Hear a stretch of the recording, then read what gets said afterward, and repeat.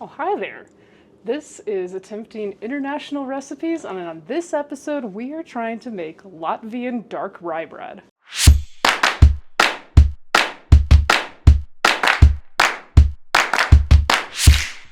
One of the things I remember best about when I traveled to Latvia was how amazing the rye bread was. It's a lot different than like an American white bread, even though that's not really what I go for. I usually eat more sourdough breads in the US. Latvian rye bread is just this earthy, and I don't even know if I wouldn't describe it as a bitter, but it's almost got I want to say medicinally there's a certain herby and earthy flavor to it because it's got dark rye flour and caraway seed in it typically. So come along as we try to replicate the amazing bread I had while in Latvia. Now, the first thing I did was Google Latvian rye bread. I got quite a few different recipes for it. I went with one that I got off of latvianeats.com. It is run by a woman who grew up in Latvia and then I think currently lives in Australia. It's a really cool blog. You should check it out. But that's the recipe I ended up going for. I've got it printed out here because yeah, I can't have a laptop out here with a recipe. I have to print things up if it's going to be in the kitchen because I'm kind of notorious for making absolute messes in kitchens when I try and cook.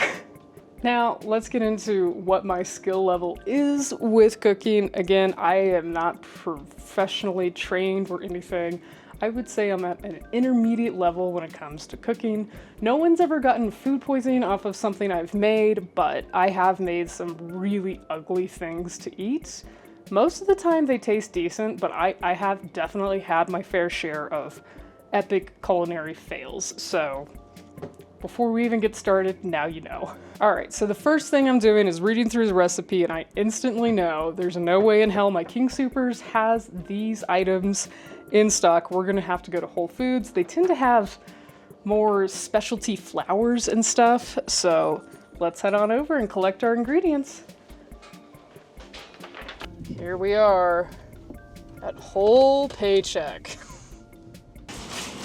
Let's get in and get out because I hate filming in something like a grocery store.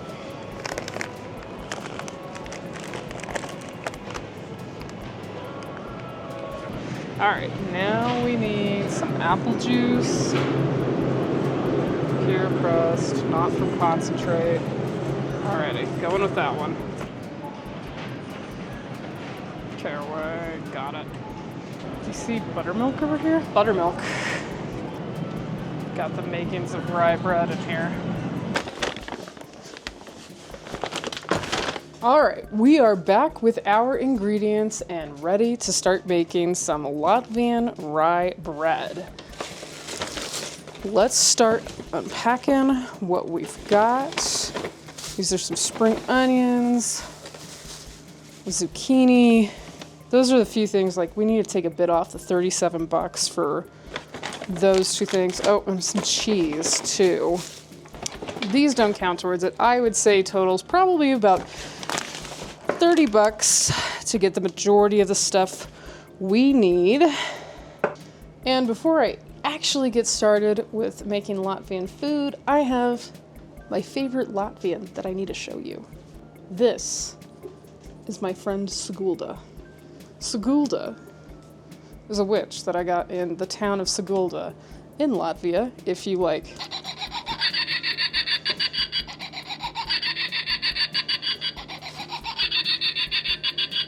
If you bang her or walk loudly by her, she starts cackling and it scares the crap out of my dogs. I love this souvenir. She hangs in my room all year round. It might be technically a Halloween decoration. I love Sigulda. Let's get a close-up of her. This is the touch of Latvia I have in my home to this day. A witch that potentially has cursed me. I still like her. All right, now let's try out Whole Foods version of rye bread. out of store-bought rye breads, store-bought breads in general, Whole Foods usually has pretty good stuff. This, I don't know how fresh this is. I gotta be honest. It's pretty crusty, but not like fancy crusty, more like potentially stale crusty. A slice. You can see the dogs lining up trying to get their little offerings.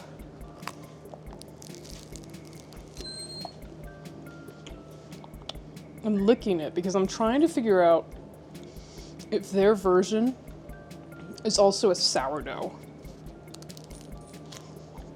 It may have like a sourdough starter in it. It has a very slight tang. Take a sip of the coffee. I gotta say, texture wise, this is not good rye. I think if anyone's had like a European, truly authentic rye, this is not good rye. This is tough as nails. And I think, you know, fresh out of the oven might have been a different story. When I dip it in the coffee, I definitely think it's got a bit of a sourdough starter kind of taste. I also would take a guess that this is not 100% rye flour in here. It's not dark enough to be. I would guess this is maybe like 25% rye. We have the uncut goods right here, so let's get started with this. It says 750 grams of rye flour, buttermilk, apple juice, 4 tablespoons of sugar, I'll grab that, 1 tablespoon of salt, 1 heaping teaspoon of instant yeast, and caraway seeds. Optional and no measurement for them. But let's give this a go. First things first, says instructions. Warm the buttermilk to blood warm temperature. Test by putting a couple of drops on the inside of your wrist. It should not burn. I am gonna guess, that means body temperature, essentially, is like get it to lukewarm maybe, but let's go for that. 800 milliliters, how much of this? 600 milliliters of buttermilk. I don't know if I have something that measures milliliters, hold on. Alrighty. Let's get in here with 800 milliliters of buttermilk. All right, looks like 800 is right about there.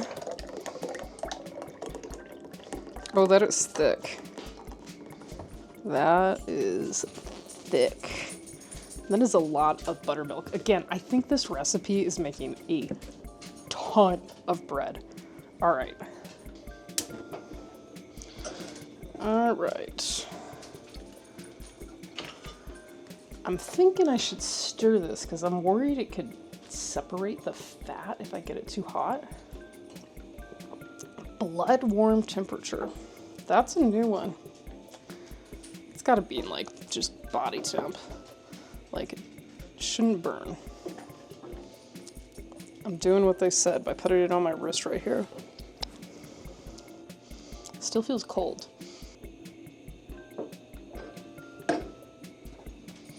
I feel like I'm using like buttermilk perfume, putting it on my wrist here.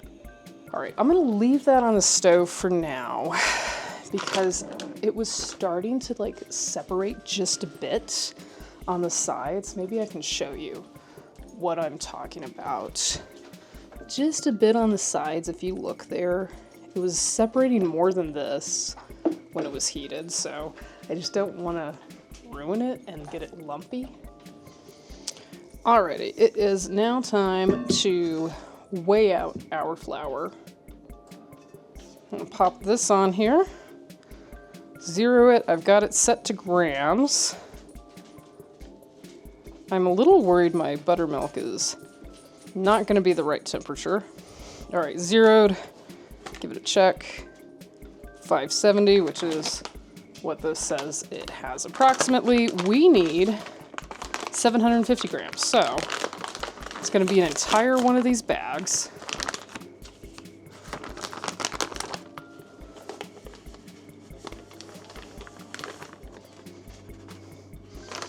And then, so that says it's at 560.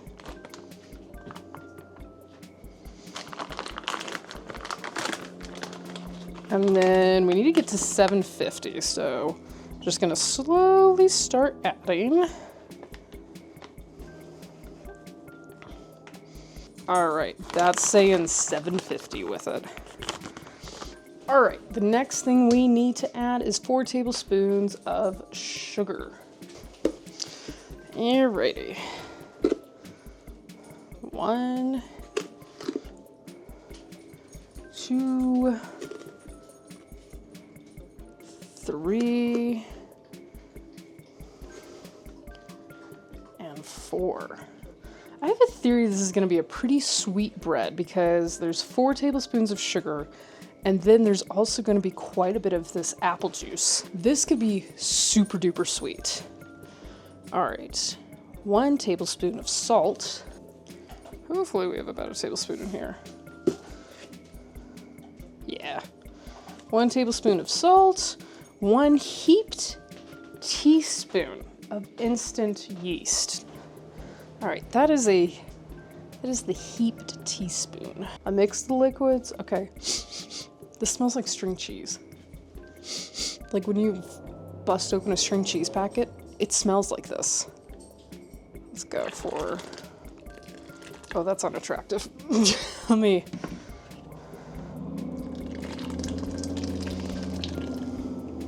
okay. I did not think it was a good idea to heat buttermilk. That, I have my doubts now. I have my doubts because I knew that was gonna like curdle it. Oh boy, okay. Alrighty, next I'm going to add in the 80 milliliters of apple juice. Let's pop that in. And now we are going to mix. I'm gonna go ahead, bring this here so you can get a general idea of what we're working with here. The dough will become very thick. Continue kneading the dough in the bowl or on a kitchen bench for 15 minutes. It'll be slightly sticky. Place the dough back in the bowl. Flatten the dough with wet hands. I think I'm gonna go ahead and add more flour just because it's looking a little too sticky, and I just want to get it to the point where it's not overly sticky. And let's get to kneading. Oh god. This is sticky.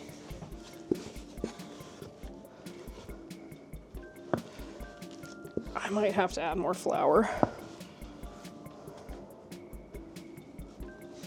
Okay. Oh my god. Alexa, set a timer for 15 minutes. 15 minutes, starting now.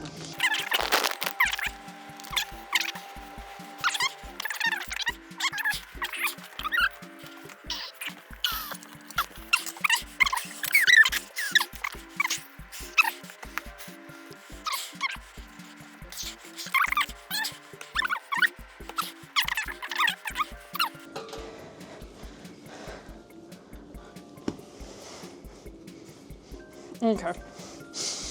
Okay. I don't feel like I'm kneading this dough. I am playing with hell here.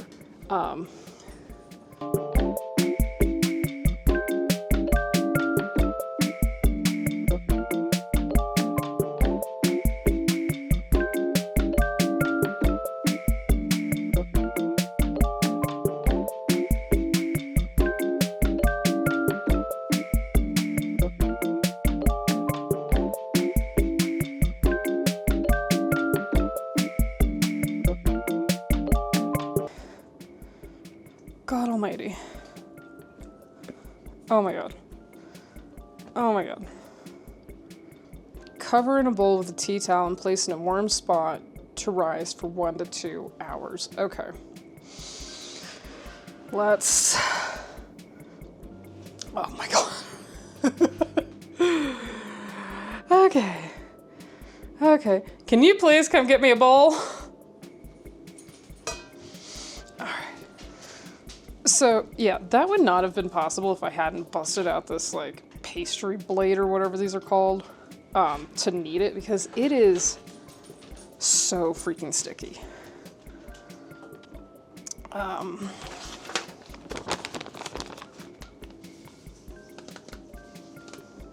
Bunch of excess flour. Okay. Yeah, it did stick to the bowl. 1 to 2 hours. Tea towel. This one's is it Stockholm? Yeah, a Stockholm tea towel covering it. Let's go. This is right by the sun. Alrighty.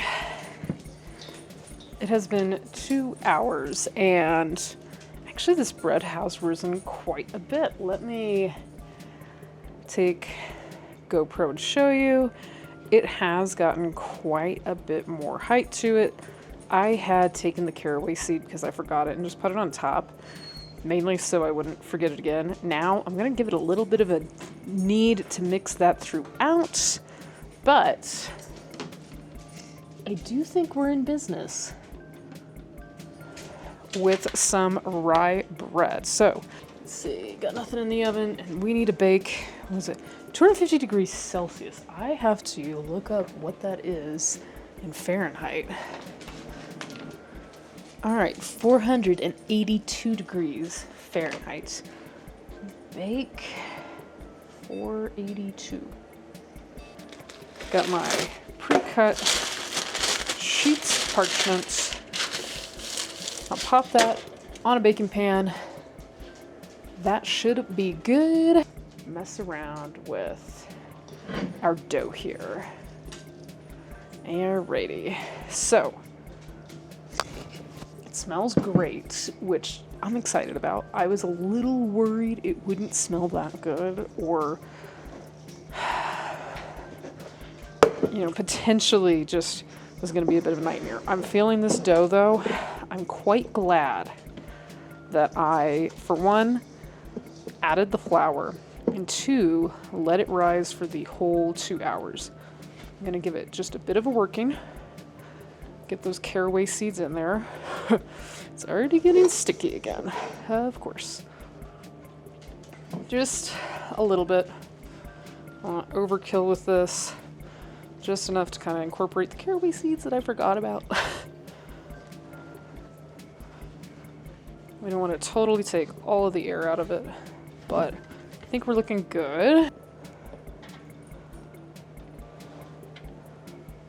That is looking pretty good for half. Go ahead and take this, got it right there. And I'm gonna form these into loaves. Now they've been saying wet your hands to handle the dough. I have never wet hands to handle dough. I usually like flour hands to handle dough. So let's see what we're working with. I am making these into rounds. I think there's a French name for this shape of bread. It is a big dome. It's a technical term for it, you know. I'm gonna put that here. Now, as I'm putting this on here, I have a feeling that this bread is going to expand a ton in baking. So let me take this. I am gonna actually cut this. Oh, it's sticking to that too. Jesus. I got some olive oil spray. I'm gonna spray the damn parchment. I'm gonna put this dead center and I'm baking them one at a time. That way they've got enough room to grow more than anything, but that looks gorgeous actually. So I'm gonna go ahead and cover this one up. I'm gonna put this behind me. We'll start prepping the other one too. You know what? Maybe I'll bake one of these there and one of these in the little little oven, I can test them out. Got so much of this dough. I'm gonna give it a taste. You should never eat raw dough. Do as I say, not as I do. It's got the potential. It's got the potential. This is the baking sheet I have that works for the toaster oven. I actually find that some bread bakes better in that thing. Certain things do better because it's a smaller, cozier oven. Especially if it, like, you want it to be steamy, it gets steamy in there. And bread, that really might make it feel a lot better. So let me turn this on. We're gonna give that a go. Alrighty. And it is time to form this into a round.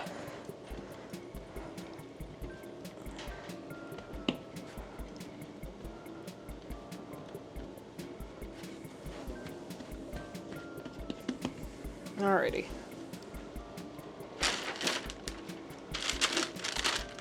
Hopefully this is enough room for this one. I'm gonna put it over here. They both need to rise.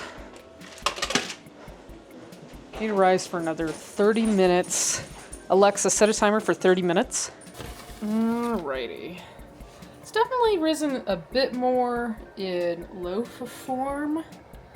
Alrighty, let's brush this with cold water. I'm gonna guess that generates a bit of steam. Let's now pop this into the oven. We also have this beautiful one. It's gonna go in the toaster oven. Alright, yet again I am being harassed by all of the timers going off all at the same time in my kitchen. First up, let's take a peek at what is going on in this oven. Alrighty. Ooh, that one looks like it's flattened out, but it's a gorgeous color. Alright, let's get this out. It's a gorgeous crush. These are absolutely gorgeous colors for rye bread. I'm super excited. This one that was done in the toaster oven, like I said, sometimes the toaster oven's better for bread and stuff. This is a taller loaf. This one that was big in the big oven, it flattened out some. So let's let them rest for a bit, finish cooking. Like I said, bread tends to need an additional 30 minutes to an hour of cooling down to finish cooking. Otherwise, you can make it kind of like fall even more. So let's give these the best chance they can have. Alrighty. It is now nighttime. This has taken a while. I said I would let these rest for as long as I could, and I waited as long as I could. They smell amazing. And so I'm gonna go ahead and cut in them. They've been sitting for about 30 minutes, so they should be pretty good. This is the one, this was cooked in the traditional larger oven. It kind of flattened out, whereas this one is cooked in the smaller, like, toaster oven. Did not flatten out. This is a nice round loaf. I think potentially because the smaller oven gets more steam in there. But let's cut a piece off of both. Oh, that's a nice crust. Oh, nice.